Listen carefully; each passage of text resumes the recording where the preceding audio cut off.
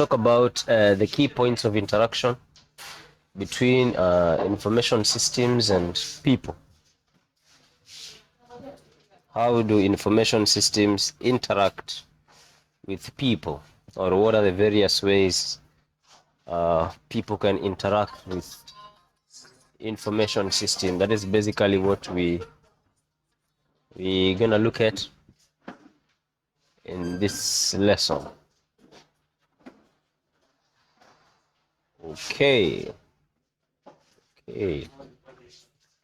So we need to look at organization versus information system.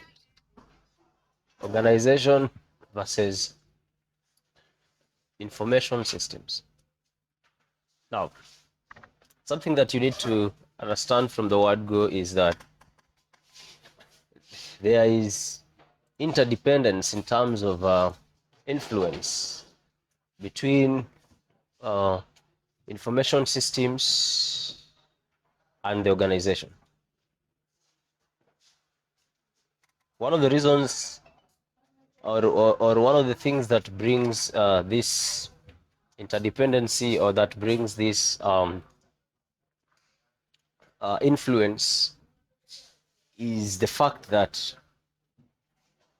the information systems were built or are being built by business managers, and they have their own interests, or they have their own problems that the information system needs to solve. Now, if you look at the organization also, the organization needs to be aware, and the organization also needs to open up to the influence that is going to be brought by information systems from the various technologies that are going to be used. So basically, the interaction between information technology and organizations is something that you cannot just look at in a simple mirror eye. It's something of complexity. It's something that needs to be looked at a greater detail. Now, the interaction between IT and the organization is influenced by many factors that are standing between the information technology and the organizations. Factors such as how is the organization built in terms of structure? What is the structure of the organization? We have other factors, for example, environment. The environment surrounding the information system can also affect or influence how people interact with information systems. Then we have the various protocols, the various rules, the various standards, the various procedures that are set when it comes to operating information systems. They can also influence politics, influence information systems, the culture of the people where the information system exists also will influence, and so many others, like the management decision, whatever decision that is made is going to influence the information system as well. So if you are working as a manager, for example, you will basically need to have an understanding of how the information system is going to change both the social and the work life in your company. So it's important that you put that in mind. Okay. If you look at the designing of new systems, for it to be successful, for you to really understand a system that is existing so that you can customize it to meet your needs, you need to really understand how the environment or how the external factors can affect the information system. So if you look at my diagram here, you have organizations this side, we have the information technology this side, but in between the organization and the information technology, are the factors that I have called mediating factors, which include the environment the information system exists in, include things like the culture, the structure, the business processes, the politics, and also the management decisions. Okay, so you can look, if you look at this diagram, we have arrows pointing the two-way. So it is a two-way thing. But you might be asking yourself, because we have mentioned about organization, you might be wondering, what is an organization? So when you talk about an organization, we are talking about a stable, formal social structure that is able to take resources from the external environment, or rather from the environment, and then is going to process that that resource or those resources to give output. So basically, an organization is a formal structure that converts the environmental resources or the external resources into an output. Okay. Now, if you look at this definition that I've given you, it's a little bit technical, and it's focusing on the three major elements of an organization. The first one is capital, the capital and labor, which are actually the factors that are primary, or they're the factors that are the most basic, and these factors are normally provided by the environment. Capital and labor. For example, if you go and start a company in Nakuru and you are a Mombasa resident, you're not going to ferry people from Mombasa to go and work, like the watu wa mkono, we call it that way. Watu wa mkono. You're not going to ferry them from Mombasa to go and work in Nakuru. So you're going to establish the company there, and that environment is going to give you one labor. It's going to give you labor. So the people that you want the people that needs to work for you, for your farm, for your organization, are gonna come from that area. Number two, you're gonna get resources. You can't tell me now, if you need books for your organization, you're gonna come and buy books in Mombasa. You're just gonna buy in a nearby store somewhere there. So you get capital and labor from the environment. And we said capital and labor are the primary production factors that the environment provides. Okay. Now, when the organization is provided with labor and the capital, then it is going to actually use them as input, and then generate either products or services. Okay. It's going to use that as input to generate either products or services. Now, when you generate products or services, again, the products and services are going to be consumed by the environment. So you're taking, in other words, an organization is just like an AC, what do we call it? What do we call it? An inverter. Yeah, an inverter. For those who have ever lived under a house that is powered by solar, there is an inverter that converts the direct current to AC. So it's something like that. You are just taking input. The organization takes input, converts it to some products or services, and then takes it back to the environment, and the environment consumes that which you have given out as an output. So if you look at this diagram here, I have inputs. This is the organization that I have. Inputs from the environment are coming into the organization. Then the organization here is going to do the production process. Then we're going to get output, and this output is going to go back to the organization. So I'm just trying to explain, to elaborate the same thing using this diagram here. So we have the environmental resources that come into the formal organization, and then we get environmental output. Now, in the formal organization, there are things that will look like, for example, the structure. I've talked about the structure. And when you talk about the structure, you talk about hierarchy. Who is top, followed by who, followed by who. Then we talk about the division of labor. We talk about rules, procedures, business processes. I've talked about these. Then we talk about the culture. And of course, the culture of the people will affect, will definitely influence the information system and the organization at large. Then we have the processes, which includes things like the rights and obligations, the privileges, responsibilities, values, norms, and the people at large. All right. So we also have the different ways, or in other words, you can say the classification of organizations. The classification of organizations. And for us to start the classification of organizations, we're going to look at uh, a guy called Mintzberg, who did the classification of organizations, and he put those organizations into 5 categories. The guy is called Mintzberg. So he categorized the organizations into 5, and the first category is the entrepreneurial structure.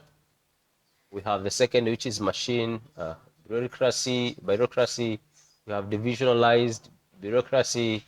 We have professional bureaucracy, and we have adhocracy.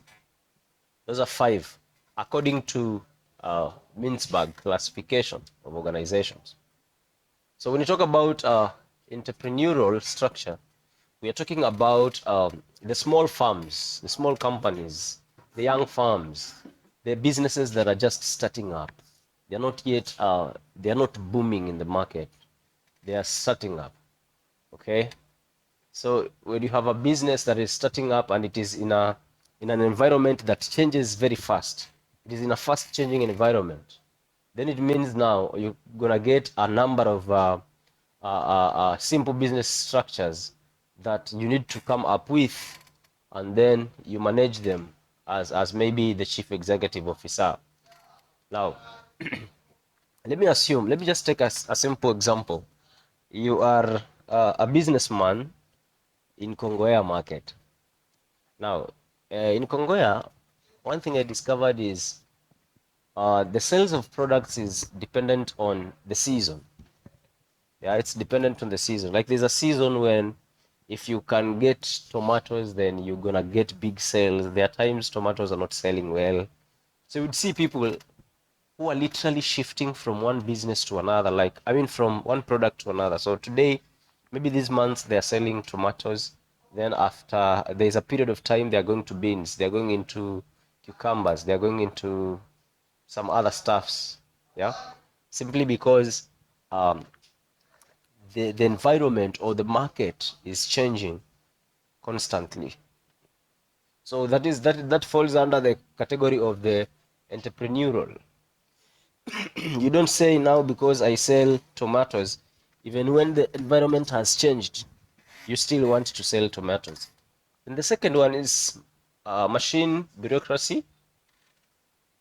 Now, when we talk about machine bureaucracy, we're talking about a large bureaucracy, and here we are talking about the mid-size, the mid-size manufacturing companies. They are not starters, but again, they have not taken the control of the market. They are in between. Yeah, they are the middle level of business. Okay, so they are actually by that time they get they are middle-sized companies that are existing actually in an environment that is changing slowly, not very fast, and they are companies that are producing products that are standard. Okay. Now, normally the machine bureaucracy is dominated by what we call the centralized management team, and we also have the centralized decision making. So that is the middle level, which is the second category. Then the third category we have the divisionalized bureaucracy. Okay. Now, when we talk about divisionalized bureaucracy, we are talking about taking many machine bureaucracy, and then we bring them together. So when we combine multiple machine bureaucracy, what we are forming is divisionalized bureaucracy. For example, you can talk about the Fortune 500 firm. And if you look at it, this particular firm, like each of it is producing a different product or a different service. But all these all these branches or all these companies or all these firms are under the same headquarter or the same. Okay, let me put it this way. For example, KCB Bank, you have KCB in major towns in the country. You have many KCBs in Nairobi, many of them in Mombasa, many of them in Malindi, in Kilifi. Just name the various places. I don't think there's a town without a KCB branch. Now, all these KCB branches are not independent. They are working as one. There is one headquarter. There is one headquarter that makes decisions overall about it. So we can just a simple example to let you get an idea. So we can say that is a divisionalized bureaucracy. Then the fourth one, we have the professional bureaucracy. So when you talk about professional bureaucracy, we are talking about an organization that is knowledge based. An organization that is knowledge based. Okay, an organization in where we have goods, we have services that are actually depending on the expertise and even the knowledge of the professionals.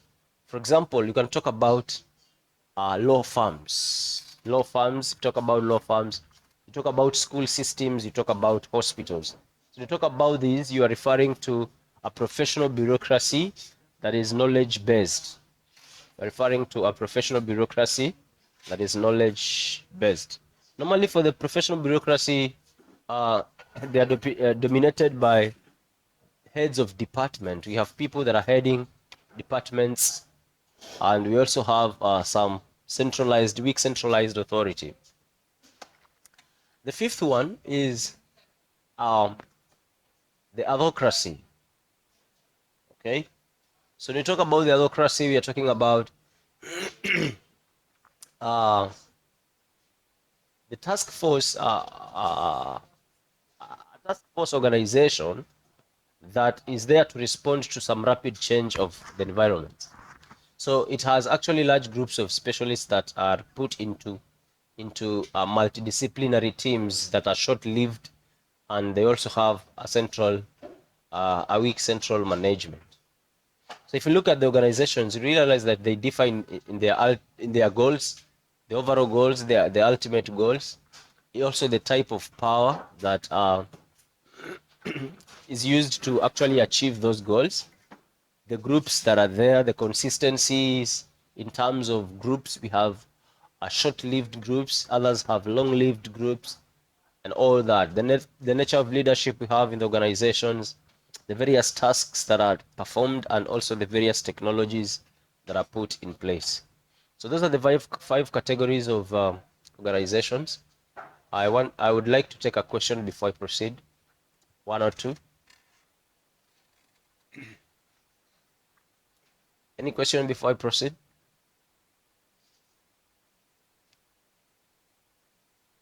You good? All right. Let's continue. Go to the next thing. So we want to look at organizing the IT function. How do we organize the information technology function? That is what we want to look at. So we've discussed about information technology over and over, and the differences that are existing between information technology and information communication technology. And the major difference that I can help you recall is in information communication technology, we are looking at the aspect of communication, rather, how is information channeled from one point to another? How is information communicated? How is information transferred?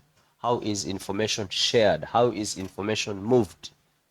that is included in information communication technology, and that is what we call ICT. But when we talk about information technology, we are just interested on hardware and software. We're not interested on how does this information reach another department or reach maybe uh, another group of people. How does this information reach here and there? We're not really interested in that. So that's the major difference between IT and ICT. So how then, or how best do we organize the IT function? How best do we organize the IT function? So given that there are many types of business firms, of course, there are many ways in which the IT function is organized within each of these companies. Now, if you look at the typical firm, we have the formal organizational unit that is responsible for the information technology services, and we normally call it the IT department or the IS department, information system department. Every institution that is focusing on production or offering of services must have an IT department, or should. Let me use the word should because we have others that do not have. Now, it's just like talking about a college without IT department. So you'd be wondering how are the processes done in there. So, depending on the environment, I mean, depending on the structure of the organization, depending on the number of factors that we have discussed, then there are different ways the IT function can be organized. Okay, so we have the information system department, as I said, that are actually responsible for make sure they are doing the hardware maintenance. We talked about hardware, we talked about softwares, so the software needs also to be maintained. We talked about data storage, where databases come in, so they need to be maintained as well. We also talked about what else? Um, Networks. The interconnection of computers also needs to be looked at. So it is a department that is really in charge of that. Okay. Now, who makes these departments, or who is in these departments? So basically, the information system department or the IT departments they have people that are specialists. For instance, we have programmers, we have system analysts. I discussed who is a programmer, who is a system analyst in the previous classes. But just a recap, a programmer is somebody who writes or give instructions to a computer using a programming language. A system analyst is a person who uh, does the tries to understand the requirements of a system and then comes up with a design of that particular system, and is a person that works closely uh, with the programmer. We have people like the project leaders, people who are going to be overseers of a project for the firm. We have people who are taking the roles of information managers. Yeah. So these are actually technical people. Programmers are highly trained technical specialists, and they are there to write computer instructions or software instructions. So if we look at all these people, they are people that we have discussed previously when we were talking about roles uh, of people. We also have in other companies, we have the chief information officer, the CIO. I discussed in details in the previous class what are the roles of the CIO. We have end users. When we talk about end users, we are talking about the people benefiting from the services that we are offering. Okay. So basically, that's it. I'm gonna take another question if there is any. If there's no question today, I'll stop there. We are left with one outcome, that is outcome 5, and then we are done.